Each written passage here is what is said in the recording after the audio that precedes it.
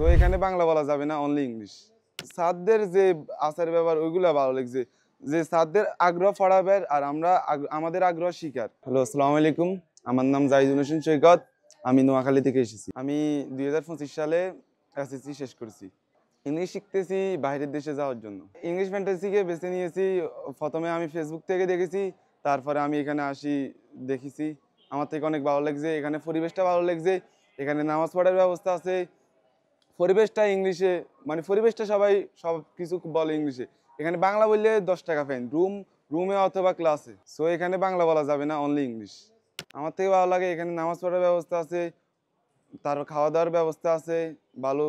তারপরে স্যারদের যে আচার ব্যবহার ওইগুলো ভালো লাগছে, যে স্যারদের আগ্রহ পড়াবার আর আমরা আমাদের আগ্রহ শিকার। আর আমি মনে করি বাংলাদেশের ফার্স্ট এটা ইনশাল্লাহ থাকবে ইংলিশ ফ্যান্টাসি। এটা পরিবেশ দেখে, এটার সব কিছু দেখে আমি এখানে থাকতেছি আজ 6-7 দিন হইতেছে, আমার থেকে মনে হইতেছে এটা অনেক ভালো।